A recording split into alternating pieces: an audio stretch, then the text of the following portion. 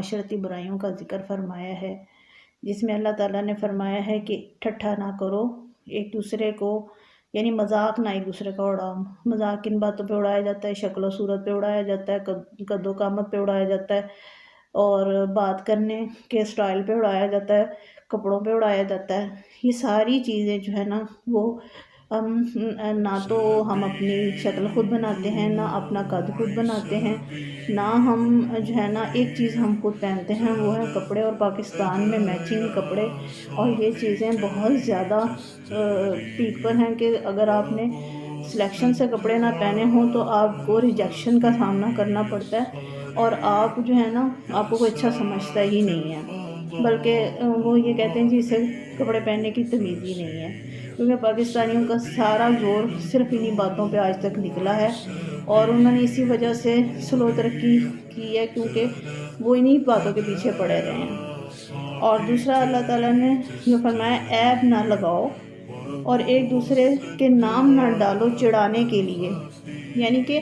نام ڈالنا اور کسی کو ایسے نام سے مخاطب کرنا جس سے اس کو اپنی تضعیف محسوس ہو، یہ بھی اللہ تعالیٰ نے منع فرمایا ہے، کیونکہ یہ ساری چیزیں انسان کو جو ہے نا اس کی کمزوریوں کو ہائی لائٹ کر کے اس کو طنز کا اور اس کی تضعیف کرنا یہ گناہ ہے۔ اس سے اس کی پرسنالٹی ڈائریکٹ ایفیکٹ ہوتی ہے، اور اس کے اندر یا تو اشتعال آتا ہے، وہ آپ سے جھگڑا کرتا ہے، یا پھر وہ بیچارہ دکھی ہو کے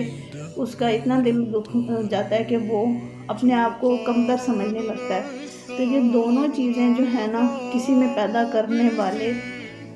جو بھی انسان ہیں ان کو آخرت میں بہت بڑی پکڑ کا سامنا کرنا پڑے گا۔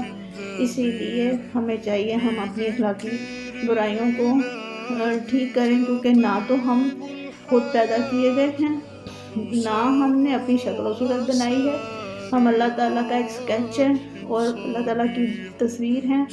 اور اللہ تعالیٰ کی مطلب وہ کریشن ہے۔ تو ہم جو ہے نا ہم کیسے اپنا مذاق برداشت کریں جب جس چیز میں ہمارا کوئی اختیار ہی نہیں ہے؟ تو جو ہمارے اختیار سے باہر چیزیں ہیں ہم اسی کا نشانہ بنتے ہیں، اور یہ کتنی بری بات ہے کہ ہم انسان ہونے کے ناطے یہ بھی نہیں سوچتے کہ ہم جو ہے نا وہ ان چیزوں کو پکڑ کے دوسروں کو مذاق بناتے ہیں جو اس کے اپنا جس میں اس کا قصور ہی نہیں ہے۔ تو یہ چیزیں جو ہے نا یہ حرام ہیں اور ان سے بچنا چاہیے۔